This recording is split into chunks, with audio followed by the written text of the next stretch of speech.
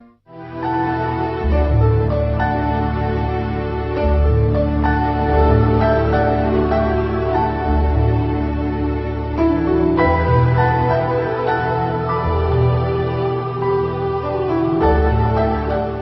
میں زمین کا مقام۔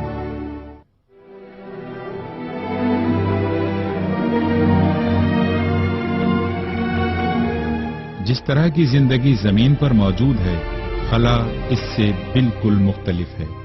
اس لمحے جس جگہ آپ موجود ہیں، آپ سے 56 کروڑ کلومیٹر اوپر انتہائی مہلک تابکاری آندھیاں چل رہی ہیں، جن کی رفتار 1,00,000 کلومیٹر فی گھنٹہ ہے، جو سورج پر ہونے والے دھماکوں سے پیدا ہوتی ہیں۔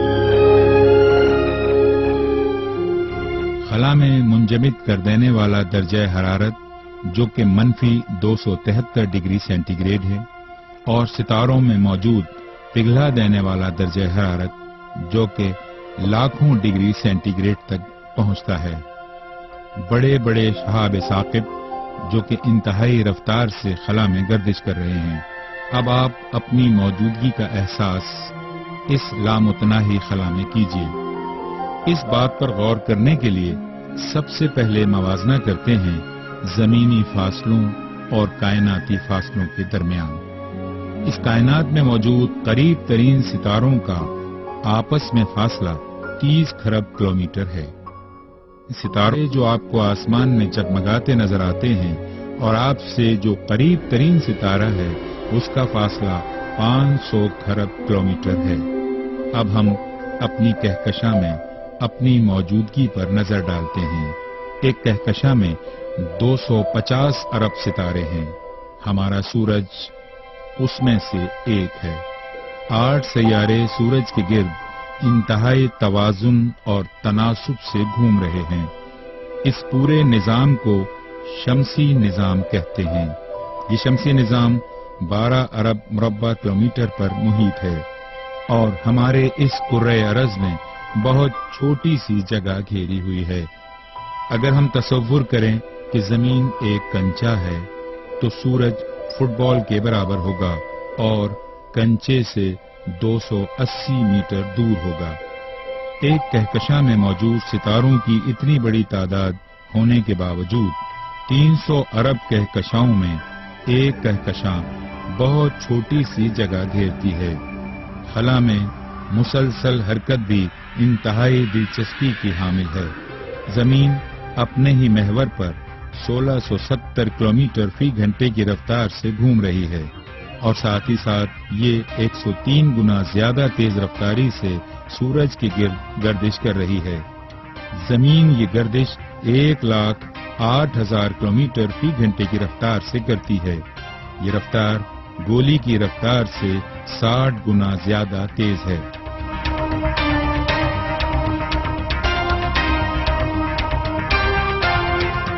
ساتھ ہی ساتھ ہمارا شمسی نظام 200 کلومیٹر فی سیکنڈ کی رفتار سے ویگا ستارے کی طرف رواں دواں ہے۔ یہ غیر یقینی رفتار 7,20,000 کلومیٹر فی گھنٹہ ہے اور اسی طرح ہماری کہکشاں بھی حرکت میں ہے، اور جبکہ ہم اس انتہائی تیز رفتار سفر سے بالکل بے خبر ہیں جو ہر لمحہ ہم کر رہے ہیں، کیونکہ اللہ نے بالکل بے نقص توازن قائم کر رکھا ہے جو کہ ہمیں اس سفر کا احساس بھی نہیں ہونے دیتا۔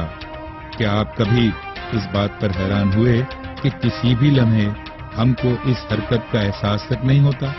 اس لمحے جبکہ آپ یہ فلم دیکھ رہے ہیں، آپ کو زمین کی حرکت کا احساس بھی نہیں ہو رہا ہے، چاہے جبکہ آپ کسی پارک میں بیٹھے ہوں یا آپ کسی راستے پر چہل قدمی کر رہے ہوں، آپ کو معلوم بھی نہیں ہوتا کہ اس وقت زمین اپنے ہی محور پر گھوم رہی ہے، لیکن ہماری زمین 200 کلومیٹر فی سیکنڈ کی انتہائی تیز رفتاری سے سفر کرتی ہوئی ایک عظیم حجم ہے۔ ایک لمحہ ہم 200 کلومیٹر آگے نکل چکے ہیں، اگلے لمحے ہم 400 کلومیٹر آگے آ گئے ہیں، 600 کلومیٹر۔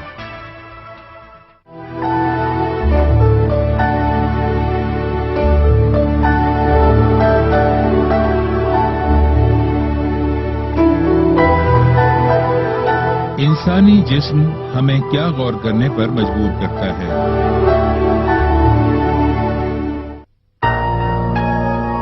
جب بھی سورج طلوع ہوتا ہے ایک نئے دن کی شروعات ہوتی ہے۔ در حقیقت یہ ایک بہت بڑا معجزہ ہے کہ ہر صبح انسان صحت مند طور پر جاگ سکتا ہے۔ باوجود اس حقیقت کے ایک شخص مکمل طور پر اپنے حواس کھو دیتا ہے جبکہ وہ نیند میں ہوتا ہے۔ وہ ایک نئے دن کی شروعات بھی اسی طرح بھرپور شخصیت اور مکمل ہوش و حواس سے کرتا ہے جیسا کہ اس نے پچھلا دن گزارا تھا۔ دوبارہ وہ دیکھ سکتا ہے، سن سکتا ہے اور بول سکتا ہے۔ حالانکہ جبکہ وہ رات میں سوتا ہے تو اس بات کی کوئی ضمانت نہیں ہوتی کہ وہ اگلی صبح ان تمام رحمتوں سے دوبارہ نوازا جائے گا۔ انسانوں کو ضرور اس بات پر غور کرنا چاہیے کہ ان پر اللہ کی بے پناہ رحمت ہے اور اس تحفظ اور شعور کا شکر ادا کرتے رہنا چاہیے۔ لوگوں کو اپنی خامیوں کے بارے میں ضرور سوچنا چاہیے، جیسا کہ اللہ نے سورہ نساء آیت نمبر 28 میں فرمایا، انسان تو کمزور پیدا کیا گیا ہے۔ جب لوگ اپنے کھانے پینے اور پہننے کے بارے میں احتیاط نہیں کرتے تو وہ بآسانی بیمار پڑ جاتے ہیں۔ ایک نہ نظر آنے والا نزلہ بخار کا وائرس ہی 60 سے 70 کلو گرام کے وزنی انسان کو بیمار کرنے کے لیے کافی ہے، اور اس کے پاس صرف ایک ہی مصروفیت رہ جاتی ہے کہ وہ بستر پر آرام کرے۔ اسی دوران اس کے جسم میں مسلسل جد و جہد جاری ہوتی ہے جس پر اس بیمار شخص کو کوئی اختیار حاصل نہیں ہوتا۔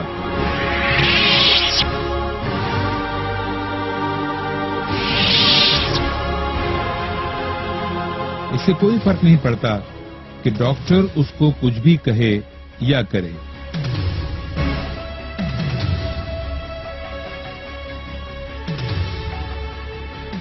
وہ اللہ ہی ہے جو اس کی طاقت اور صحت کو بحال کر سکتا ہے۔ اس لیے ہمیں ضرور یاد رکھنا چاہیے کہ حضرت ابراہیم علیہ السلام نے قرآن میں اپنی دعا میں کیا کہا، اور وہی ہے جو مجھے کھلاتا اور پلاتا ہے، اور جب میں بیمار ہوتا ہوں تو وہی مجھے شفا دیتا ہے۔ انسانی جسم میں موجود ہر تفصیل غیر معمولی علم کے ذریعے تخلیق کی گئی ہے، حتیٰ کہ بال، بھویں، پلکیں ایک مخصوص لمبائی سے زیادہ بڑی نہیں ہوتی۔ یہ اس لیے ہے کہ ان کی لمبائی نہ بڑھنا ہمارے لیے بہتر ہے، لیکن ہمارے سر کے بال، جو کہ انسان کے خوبصورت نظر آنے کا ایک اہم اور بنیادی عنصر ہیں، ہماری پوری زندگی میں نشو و نما پاتے اور بڑھتے رہتے ہیں، اور ہم اپنی شخصیت کی خوبصورتی کے اظہار کے لیے مختلف انداز میں ان کو بناتے اور سنوارتے رہتے ہیں۔ اب صرف اتنا سوچیں کہ اگر ہماری پلکیں بالوں کی مانند بڑھنا شروع ہو جائیں تو کیا ہوگا؟ کون آپ کی پلکوں کو حکم دیتا ہے کہ ایک خاص لمبائی کے بعد بڑھنا ترک کر دیں؟ ایک شخص جو ان باتوں پر غور کرنا شروع کر دے وہ فوراً ہی سمجھ جائے گا کہ ہمارے جسم کا ہر حصہ اور اس کا ہر ملی میٹر ایک خاص ڈیزائن کے تحت تخلیق کیا گیا۔